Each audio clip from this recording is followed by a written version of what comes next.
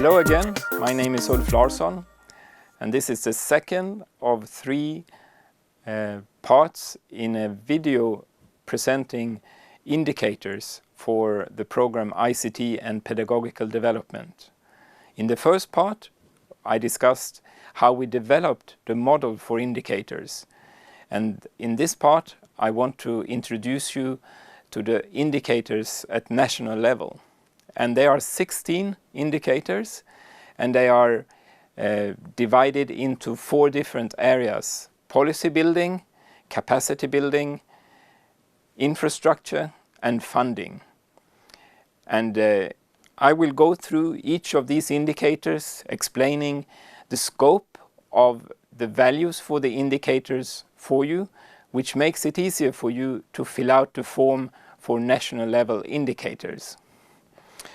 Before we start, you can see here the objective for the program at national level. There are objectives on the 3 levels: national, organizational, and individual level. And the objective at national level reads: the program aims at social inclusion and sustainable development through an increased integration of ICT in the educational system, contributing to poverty reduction.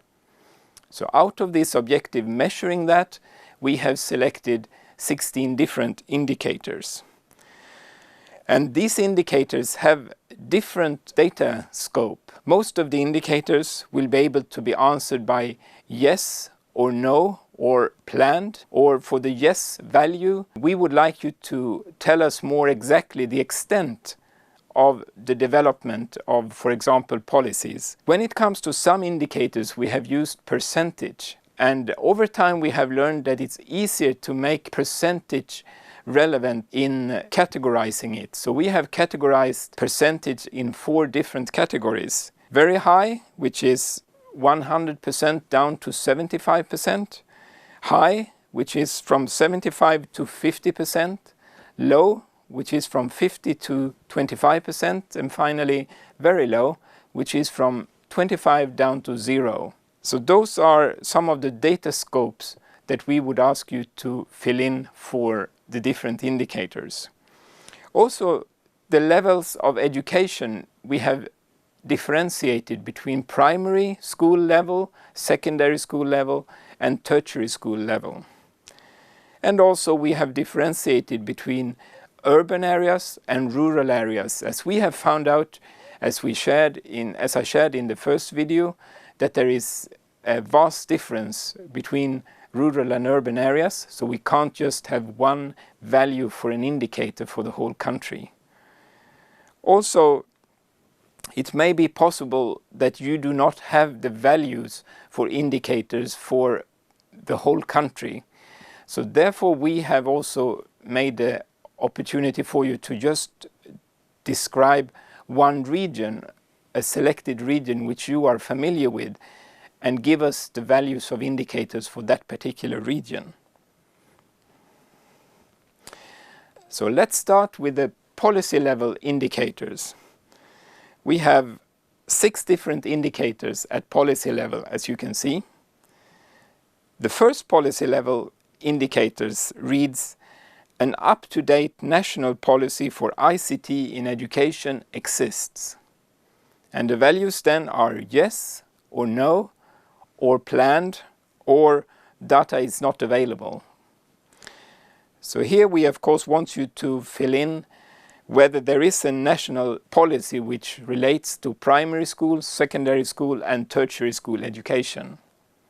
The second policy indicator, P2, is building on the first one, but here we are asking a time and activity plan for implementation of the national policy for ICT in education exists. A given here is that there is a policy that is already existing, and now we are asking if there also exists a clear time and activity plan for implementation. Again, yes or no, or planned, or data may not be available for you. P3, or policy indicator number 3, goes one step further, and we ask: the national policy for ICT in education is implemented. And here we want you to, if there are implementations under the yes, we would like you to give us the extent of the implementation of the policy. Or maybe you have good examples of how the policy has been implemented. Then we would like you to give us that. Fourthly, the indicator goes one step yet further and reads, the implementation of the national policy for ICT in education has been evaluated. So this builds on the fact that there is implementations done on the national policy, and those implementations have been evaluated. P5 is the final one related to the evolution of policies for ICT in education, and it reads, the national policy for ICT in education has been improved based on evaluations of the education system. So here we would like you to give examples or extent of if improvements have been made on an older version of a policy. The final indicator at policy level, we would like you to state whether the national policy for ICT in education refers to equity issues. And it reads, a national policy for ICT in education refers to equity of access for minorities, girls, children with special needs. The second block of indicators relates to capacity building. And we have 4 different indicators for capacity building. The first one relates to teacher training, and it's reading ICT training for teachers at teacher colleges or universities exists. Secondly, teachers with basic ICT skills for teaching and learning. And here we would like you to give us an estimate of the percentage of total number of teachers in the country in rural or urban areas per education level. Now you may not know for the whole country, but again, as I said before, if you know for a region, a regional part, that would be also sufficient for us to know. But please indicate in the comments field at the back of the form which region this indicator relates to.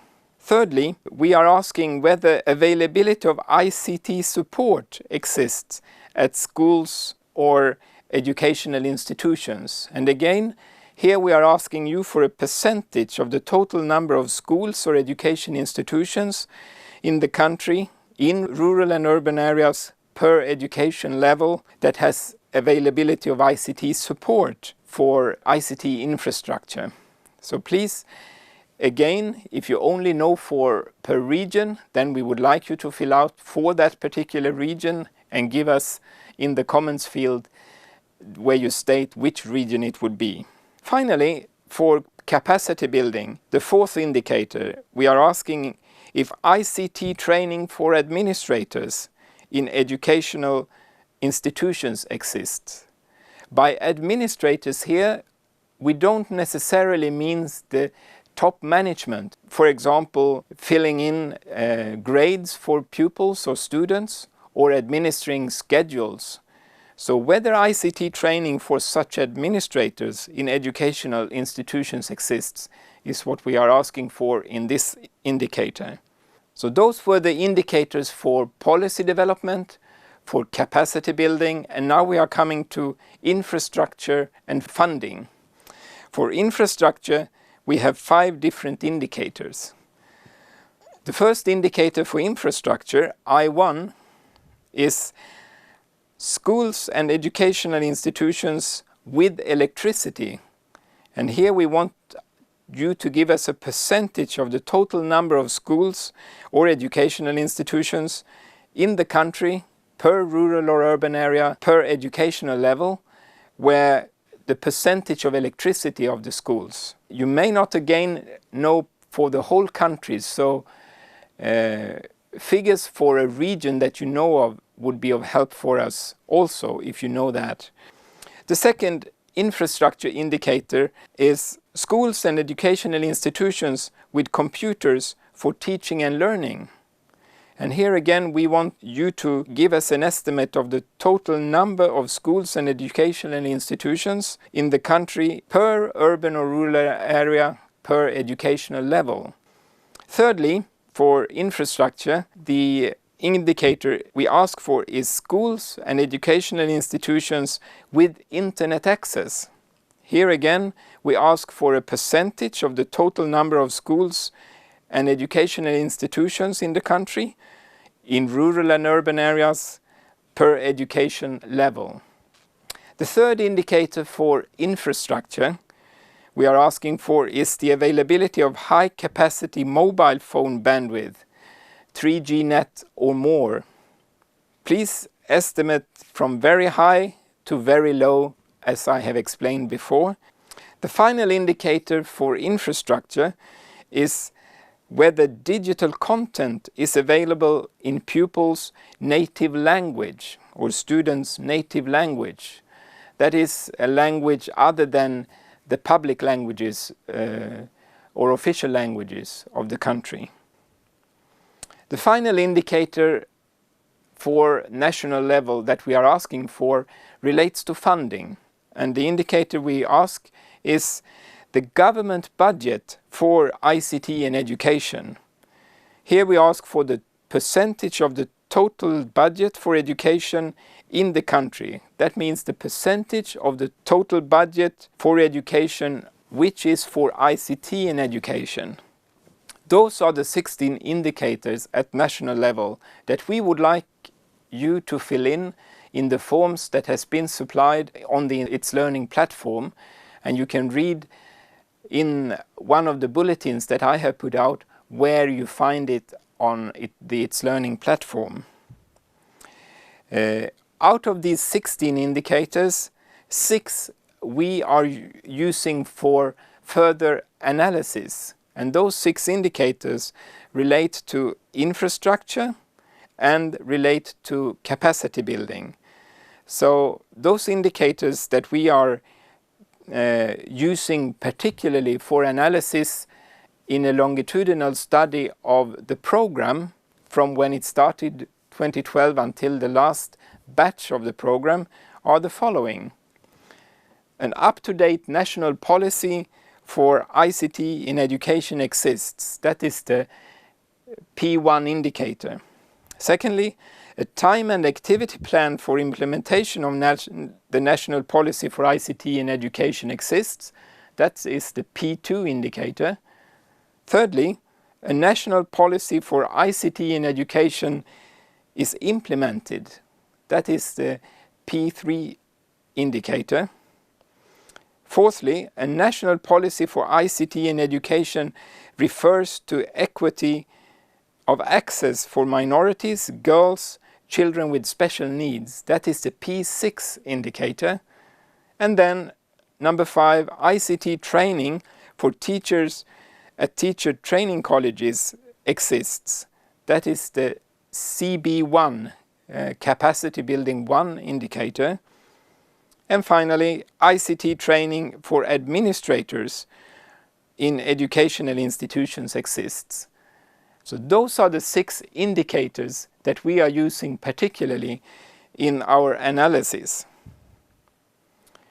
Also, finally, you will find in the form that there are at the right side of the form 2 more columns which we would like you to assess. And that is for each of the indicators, we would like you to assess how useful the indicator is for your context, for your country or the region which you have assessed.